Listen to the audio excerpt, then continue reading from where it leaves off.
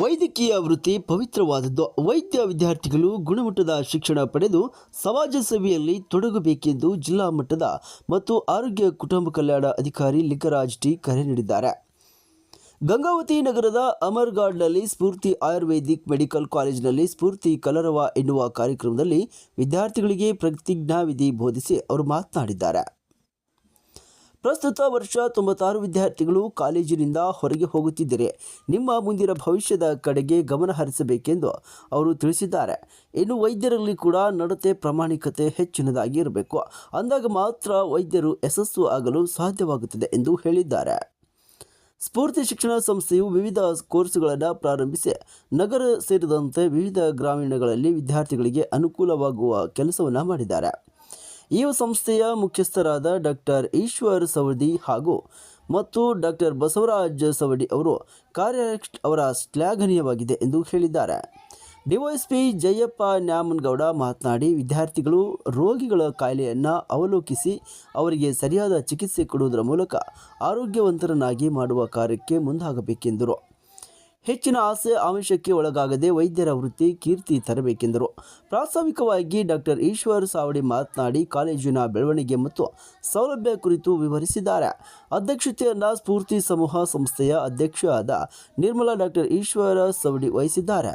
ವೇದಿಕೆಯ ಮೇಲೆ ಉದ್ಯಮಿ ವಿರೂಪಾಕ್ಷಪ್ಪ ಮುಷ್ಟಿ, ಡಾಕ್ಟರ್ ಉಮೇಶ್ ಪುರದ ರವಿ ರಾಜಶೇಖರ್, ಸತೀಶ್ ನಾಯಕರ್ ಇನ್ನು ಡಾಕ್ಟರ್ ಬಸವರಾಜ್ ಸವಡಿ, ಕವಿತಾ ಬಸವರಾಜ್ ಸವಡಿ, ಶಾಹಿದಾ, ಸ್ಫೂರ್ತಿ ಕಾಲೇಜು ಪ್ರಾಂಶುಪಾಲರು ನಟರಾಜ್ ಸೇರಿದಂತೆ ಸ್ಫೂರ್ತಿ ಕಾಲೇಜಿನ ಎಲ್ಲ ವಿದ್ಯಾರ್ಥಿನಿಯರು ವಿದ್ಯಾರ್ಥಿಗಳು ಕೂಡ ಕಾರ್ಯಕ್ರಮದಲ್ಲಿ ಭಾಗಿಯಾಗಿದ್ದಾರೆ. ಯಾವುದೇ ಒಂದು ಪರೀಕ್ಷೆ ಫಲಿತಾಂಶಗಳನ್ನು ತಗೊಂಡ್ರೆ ಯಾವಾಗುವ ಹೆಣ್ಣು ಮಕ್ಕಳದೇ ಮೇಲುಗೈ ನೋಡಿದಿರ ಪಿಯುಸಿನ. ಅದಕ್ಕೆ ನಮಗೆ ಫಸ್ಟ್ ಬೆಂಚ್ ಲಾಸ್ಟ್ ಬೆಂಚ್ ನೋಡ್ಕೊಂತ ಹೋಗ್ರಿ. ಇವಾಗ ಲಾಸ್ಟ್ ಬೆಂಚ್ಗೆ ಯಾವಾಗಾದರೂ ಹೆಣ್ಮಕ್ಳು ಕುಂತಿರೋದು ನೋಡಿದಿರ? ಲಾಸ್ಟ್ ಬೆಂಚ್ ಹೆಣ್ಮಕ್ಳು ಯಾವತ್ತೂ ಕೂರಲ್ಲ, ಯಾವ ಕ್ಲಾಸ್ನಾಗೂ ಕೂರಲ್ಲ.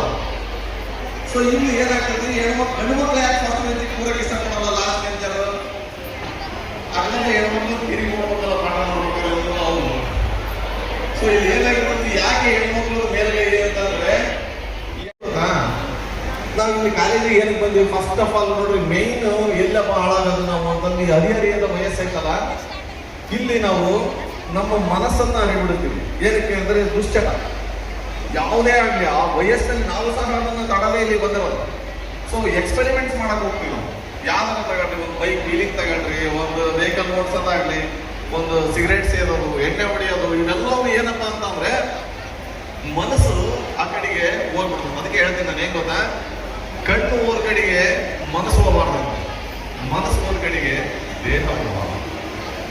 ಸೊ ಇದನ್ನ ಅರ್ಥ ಮಾಡ್ಕೋಬೇಕಾಗ್ತದೆ. ಸೊ ಅದಕ್ಕೆ ಏನಪ್ಪ ಇಲ್ಲಿ ಮೋಸ್ಟ್ ಆಫ್ ದಟ್ ಸ್ವಲ್ಪ ವಿದ್ಯಾಭ್ಯಾಸದಾಗೆ ಹಿಂದುಳಿತಾರೆ. ಅದೇನಪ್ಪ ಅಂತ ಅದಕ್ಕೆ ನೋಡ್ರಿ, ಈಗ SSLCಯಲ್ಲಿ ಅವನು ರ್ಯಾಂಕ್ ಪಡೆದ. SSLCಯಲ್ಲಿ ಅವನು ರ್ಯಾಂಕ್ ಪಡೆದ ಕಾರಣ ಅವನು ಪ್ರತಿಭಾವಂತ.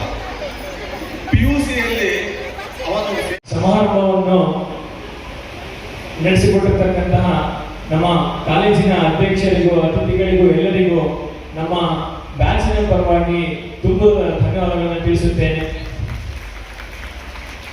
ಅದೇ ರೀತಿಯಾಗಿ ಇವತ್ತು ನಮ್ದೇನಪ್ಪ ಗ್ರಾಜುಯೇಷನ್ ಡೇ.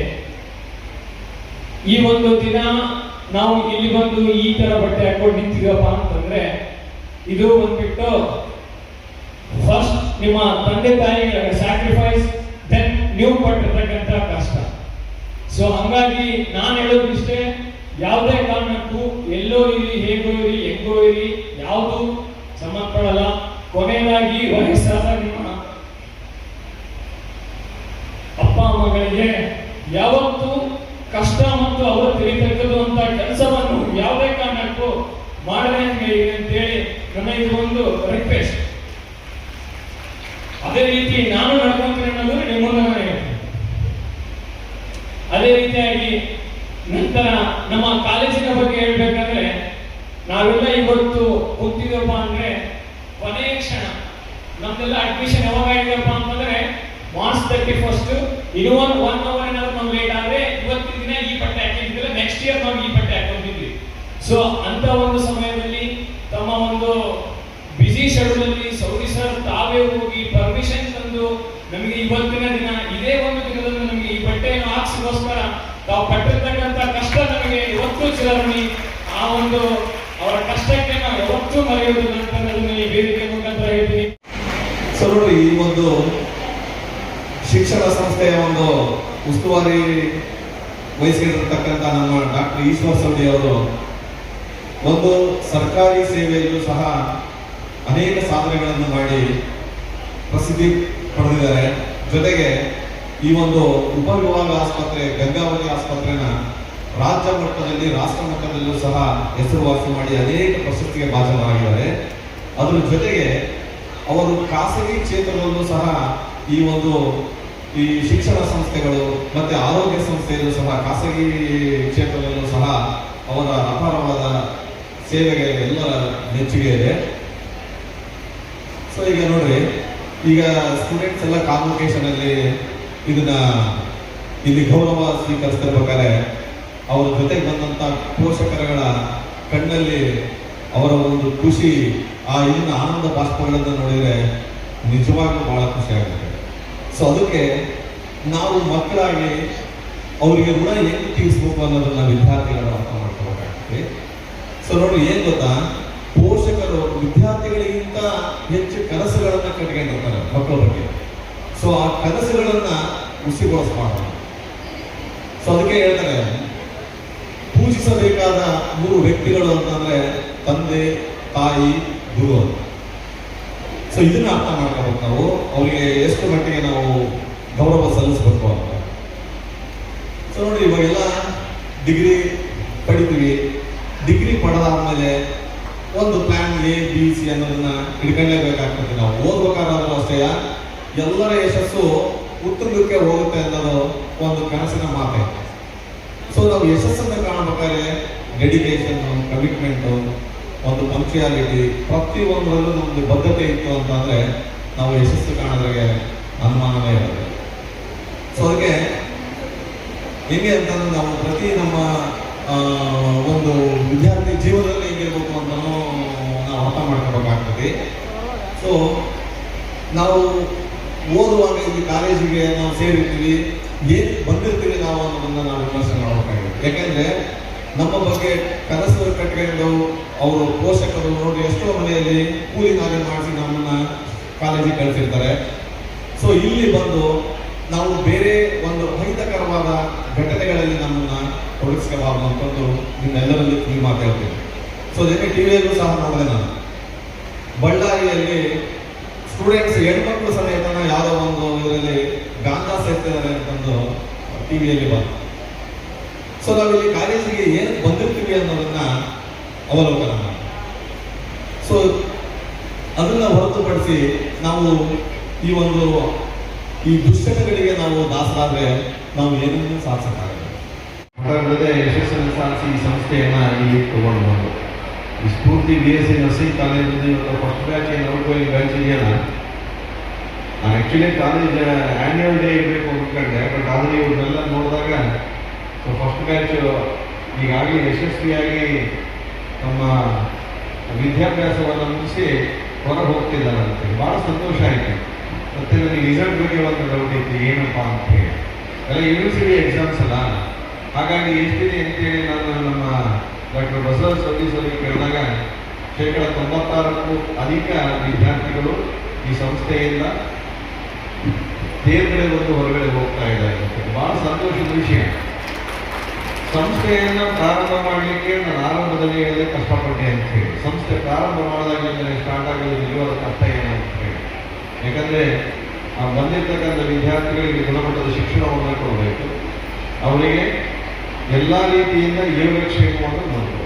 ಯಾಕಂದರೆ ನಮ್ಮ ಸಂಸ್ಥೆಗೆ ಬಂದಿರತಕ್ಕಂತಹ ವಿದ್ಯಾರ್ಥಿಗಳಿಗೆ ಒಂದು ಒಳ್ಳೆಯ ನಡತೆಯನ್ನು ಕಲಿಸ್ಕೊಡ್ಬೇಕು. ಈಗಾಗಲೇ ನೀವು ಓದ್ತುಕೊಂಡ್ರಿ, ನನ್ನನ್ನು ನಾನು ಸಮರ್ಪಿಸ್ಕೊಡ್ತೀನಿ ಈ ಸಮಾಜ ಸೇವೆಗೆ, ವೈದ್ಯರ ಎಲ್ಲ ಸೇವೆಗಳಲ್ಲಿ ನಾನು ತೊಡಗಿಸ್ಕೊಳ್ತೀನಿ ಅಂತ ಹೇಳಿ ಅಕ್ಷರಶಃ ಇದನ್ನು ನೀವು ಮಾಡಿದರೆ ಖಂಡಿತವಾಗಲೂ ಮುಂದಿನ ದಿನಗಳಲ್ಲಿ ನಿಮಗೆ ಯಶಸ್ಸು ಕಟ್ಟಿರಬೇಕು. ಯಾರು ಪ್ರಾಮಾಣಿಕವಾಗಿ ತಮ್ಮ ಕೆಲಸದಲ್ಲಿ ಭಾಗವಹಿಸ್ತಾರೆ, ಪಾಲ್ಗೊಳ್ತಾರೆ, ಅವರಿಗೆ ನಿಜವಾಗ್ಲೂ ಮುಂದಿನ ದಿನಗಳಲ್ಲಿ ಯಶಸ್ಸಿದೆ ಅಂತ ಹೇಳಿ ಭಾವಿಸ್ತೇವೆ. ಯಾಕಂದರೆ ಸಾಕಷ್ಟು ಜನ ಪೋಷಕರು ಬಂದಿದ್ದಾರೆ.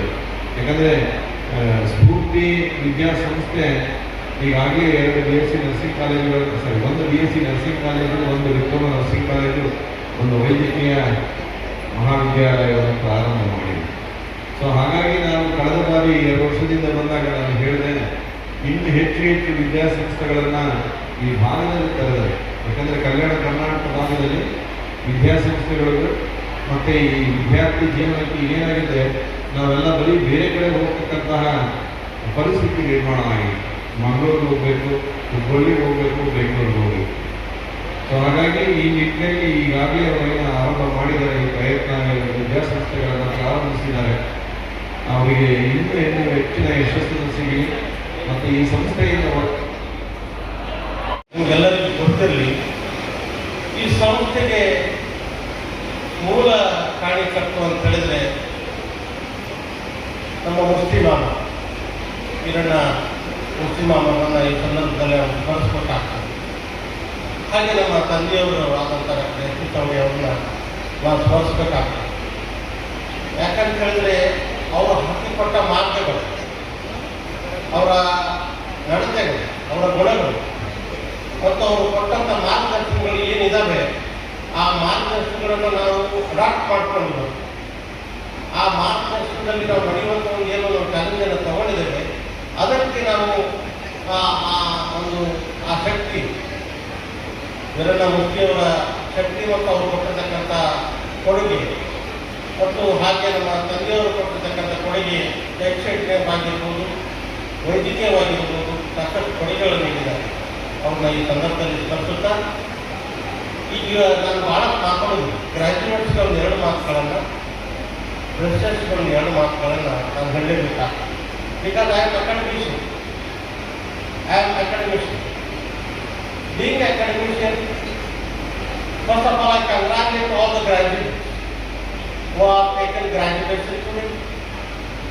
On the behalf of Murthy family, on the behalf of management, on the behalf of your family, on the behalf of trust, on the behalf of all the teaching faculty of nursing, I congratulate you all for your better future for ahead of you. Because you have taken graduation. It's an importance of graduation is now you are identified, your responsibilities starts. Now your responsibilities began. Till you are the student. Till you are the student. But onwards you are responsible in the society. You are responsible degree holders of the science, medical science. So that when society has recognized you as a professional, you should have a response. You should have a responsibility life. You should uphold your life. You should give respect to your side. You should give respect to your mother and father. That is the more credibility to your future. ನೀವು ನಿಮ್ಮ ತಂದೆ ತಾಯಿಗಳನ್ನು, ನಿಮ್ಮ ಪ್ರೊಫೆಷನನ್ನು ನೀವು ಯಾವಾಗ ಪ್ರೀತಿ ಮಾಡ್ತೀರಿ, ಅವಾಗ ಈ degree ತಗೊಂಡಿದ್ದು ಸ್ವಾರ್ಥಕ ಅನ್ನೋ ಮಾತನ್ನು ಈ ಸಂದರ್ಭದಲ್ಲಿ ನಾನು ಹೇಳ್ತಿರ್ತೇನೆ. ಯಾಕಂತ ಹೇಳಿದರೆ ಇತ್ತೀಚಿನ ದಿನಮಾನಗಳಲ್ಲಿ ತಂದೆ ತಾಯಿಗಳನ್ನು ನಿರ್ಲಕ್ಷ್ಯ ಮಾಡ್ತಕ್ಕಂಥದ್ದು ನಡೀತಾ ಇದೆ. ಅದು ಆಗ್ಬಾರ್ದು ಅಂತ ಹೇಳಿದರೆ ನೀವು ಈಗೇನು ಗ್ರ್ಯಾಜುಯೇಟ್ ಆಗಿ ಹೊರಗೆ ಹೋಗ್ತಾ ಇದ್ದೀರಿ, ಅದರ ಭಾರವನ್ನು ತಗೊಳ್ತಕ್ಕಂಥ ವ್ಯವಸ್ಥೆ ನೀವು ಹೋಗ್ಬೇಕಾಗ್ತದೆ. ತಂದೆ ತಾಯಿಗಳನ್ನು ದೇವರಂತೆ ನೋಡ್ಕೊಳ್ಳಿಲ್ಲ ಅರ್ಥವಲ್ಲ, ಅವ್ರಿಗೆ ತೊಂದರೆ ಕೊಡಬಾರ್ದು. ನಾವು ದೇವರಂತ ನೋಡ್ಕೊಳ್ಳಿ ಅಂತ ನಾನು ಹೇಳಲಿಕ್ಕಾಗೋದಿಲ್ಲ. ನೀವು ರೆಕಮೆಂಡ್ ನೋಡ್ತಾರೆ ಗೊತ್ತಿಲ್ಲ. ಎಟ್ಲಿಟ್ಟು ಅವ್ರಿಗೆ ತೊಂದರೆ ಆಗದಂಗೆ, ಅವ್ರ ಜೀವನ ಮಟ್ಟಕ್ಕೆ ತೊಂದರೆ ಆಗದಂಗೆ ಅವ್ರು ನೋಡ್ಕೊಳ್ಳುವಂಥ ಶಕ್ತಿ ಆ ಧರ್ಮಂತ ನಿಮಗೆಲ್ಲರಿಗೂ ದಯಪಾಲಿಸಿ ಅಂತ ಈ ಸಂದರ್ಭದಲ್ಲಿ ನಾನು ನಿಮಗೆ ವಿಶೇಷನ ಹೇಳಲಿಕ್ಕೆ ಇಷ್ಟಪಡ್ತೇನೆ. 12 ಗಂಟೆ ಆಗಬಲ್ಲದ ಎಲ್ಲರೂ ಮಾತಾಡಿಬಿಟ್ಟಾರ. ನಮ್ದೇನಿಲ್ಲ, ಸುಮ್ಮನೆ ಹಂಗೆ ಊಟದೊಳಗೆ ಒಂದು ಉಪ್ಪಿನಕಾಯಿ ಒಂದು 2 ಮಾತುಗಳನ್ನು ನನ್ನ ಜೊತೆಗೆ ನಾನು ಹಂಚ್ಕೊಳ್ಳಿಕ್ಕೆ ಇಚ್ಛೆ ಪಡ್ತೀನಿ. ಅವೆಲ್ಲ ಇದು ಸುದೀರ್ಘವಾಗಿ ಎಲ್ಲ ಗಣ್ಯಮಾನ್ಯರು ಮಾತಾಡ್ತಕ್ಕಂಥ ಮಾತುಗಳನ್ನು ಕೇಳಿದ್ದೀರಿ. ನಾನು ಇಲ್ಲಿ ಹೇಳಬೇಕಾದ ಇಷ್ಟ, ಒಂದು ಸಂಸ್ಥೆ ಕ್ಷಿಪ್ರವಾಗಿ ಹೇಗೆ ಬೆಳೆಬಹುದು ಅನ್ನೋದನ್ನ ಬಹಳ ಅರ್ಥಪೂರ್ಣವಾಗಿ ತೋರಿಸಿಕೊಟ್ಟಿರ್ತಕ್ಕಂಥ ಒಂದು ಸಂಸ್ಥೆ ಆತ್ಮೀಯ ಪ್ರತಿಷ್ಠಾನ. ಇದರ ಬಹುದೊಡ್ಡ ಶಕ್ತಿ ಡಾಕ್ಟರ್ ಈಶ್ವರ್ ಸವಡಿ ಮತ್ತು ಡಾಕ್ಟರ್ ಬಸವರಾಜ ಸವಡಿ ಅವೆಲ್ಲ ತಂಡ, ಅವರೆಲ್ಲ ಕಮಾಂಡರ್. ಅದರಿಂದ ದೊಡ್ಡ ಶಕ್ತಿ ಅದ. ಅದರಿಂದ ಅನೇಕ ಜನರ ಸಾಹಸ ಶಕ್ತಿ, ಶ್ಯಾಮಲ್ ಇರ್ಬೋದು, ಶಿವಾನಂದ್ ಇರ್ಬೋದು, ರಾಜು ಇರ್ಬೋದು, ಸಂಗಮೇಶ್, ಮೇಡಮ್ ತುಳಸಿ, ಸಾಲುಗುಂದಿ ಅವರು ಫಾರ್ಮಸಿ ಕಾಲೇಜು, ಡಾಕ್ಟರ್ ಸವಡಿಯವರ ನೇತೃತ್ವದಲ್ಲಿ ಒಂದು 6-8 ಸಂಸ್ಥೆಗಳು ಕ್ಷಿಪ್ರವಾಗಿ ಬೆಳೆದು ಈ ಯುವಕರನ್ನ ಸಮಾಜ ಸೇವೆಗೆ ಸನ್ನದ್ಧಗೊಳಿಸ್ತಕ್ಕಂಥ ಬಹುದೊಡ್ಡ ಅಪರೂಪದ ಐತಿಹಾಸಿಕ ಕಾರ್ಯಕ್ರಮ ಇವತ್ತು ಜರುಗಿದೆ. ಆದ್ಮೇಲೆ ಇವತ್ತು BSc ನರ್ಸಿಂಗ್ನ ಕೋರ್ಸಿನ ವಿದ್ಯಾರ್ಥಿಗಳು ತಮ್ಮ ಪದವಿಯನ್ನು ಮುಗಿಸಿಕೊಂಡು ಸಮಾಜ ಸೇವೆಗೆ ಸನ್ನದ್ಧರಾಗ್ತಕ್ಕಂಥದ್ದು.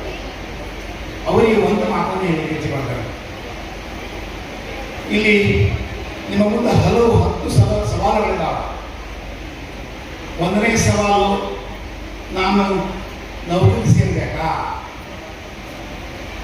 ಯಾವುದರ ಆಸ್ಪತ್ರೆಯಲ್ಲಿ ಕೆಲಸಕ್ಕೆ ಹೋಗ್ಬೇಕಾ, ನಾನು ಸ್ನಾತಕೋತ್ತರ ಅಧ್ಯಯನ ಮಾಡಬೇಕಾ, ನಾನು PhD ಮಾಡಬೇಕಾ, ನಾನು ಸಂಶೋಧನೆ ಮಾಡಬೇಕಾ, ಅಥವಾ ನಾನು ಸಂತೃಪ್ತಿಯಿಂದ ಮದುವೆಯಾಗಿ ಸಂಸಾರ ನಡೆಸಬೇಕಾ? ಎಲ್ಲ ಸವಾಲುಗಳನ್ನು ವಿಶ್ಲೇಷಣೆ ಮಾಡತಕ್ಕಂಥ ಜವಾಬ್ದಾರಿ ನಮ್ಮ ಮೇಲೆ. ಇವತ್ತು ವಿಶ್ವ ವಿಶಾಲವಾಗಿದ್ದರೂ ಅಂಗೈಗಳ ಬಂದಿದೆ. ಭಾರತ ದೇಶದ ನರ್ಸಿಂಗ್ ಶಿಕ್ಷಣ ಮತ್ತು ಕೌಶಲ್ಯದ ಬಗ್ಗೆ ಬಹುರಾಷ್ಟ್ರಗಳಲ್ಲಿ ಬಹುದೊಡ್ಡ ಬೇಡಿಕೆ ಇದ್ದು, ನಮ್ಮ ರಾಷ್ಟ್ರದ ಸಾವಿರಾರು ಜನ ನರ್ಸಿಂಗ್ ತರಬೇತಿ ಪಡೆದಿರ್ತಕ್ಕಂಥ, ಪದವಿ ಪಡೆದಿರ್ತಕ್ಕಂಥ ಎಲ್ಲ ಯುವಕ ಯುವತಿಯರು ಪರ ರಾಷ್ಟ್ರಗಳಲ್ಲಿ ಸೇವೆ ಸಲ್ಲಿಸತಕ್ಕಂಥ ಸದಾವಕಾಶ ಇದೆ. ಹಾಗಾಗಿ ತಾವು ನಮ್ಮಲ್ಲಿ ಅನಿವಾರ್ಯ ಕಾರಣದಲ್ಲಿ ನೀವು ಸೇವೆ ಸಲ್ಲಿಸೋದು ಒಪ್ಪುವ, ಆದರೆ ತಾವೆಲ್ಲರೂ ಪಾಲಕರು ಮನಸ್ಸು ಮಾಡಿ ಮಕ್ಕಳನ್ನು ಸ್ನಾತಕೋತ್ತರ ಅಧ್ಯಯನ ಮಾಡಲಿಕ್ಕೆ ಅವಕಾಶಗಳಿಂದ ಕಳಿಸ್ರಿ. MSc ನರ್ಸಿಂಗ್ ಮಾಡಿಸ್ರಿ, ಅವ್ರ ಕಡೆ PhD ಮಾಡಿಸ್ರಿ. ಜೊತೆಗೆ ನಾನು ಇನ್ನೊಂದು ವಿನಂತಿ ಮಾಡಿಕೊಳ್ತೇನೆ, fluency the English language, different country ಲ್ಯಾಂಗ್ವೇಜಸ್ಗಳನ್ನು ಕಲಿಯುವ ಒಂದು ಹವ್ಯಾಸವನ್ನು ಬೆಳೆಸ್ಕೊಳ್ಬೇಕು. ಅಂದಾಗ ನಿಮಗೆ ಬೇರೆ ರಾಷ್ಟ್ರದಲ್ಲಿ ಆ ಸೇವೆ ಮಾಡ್ತಕ್ಕಂಥ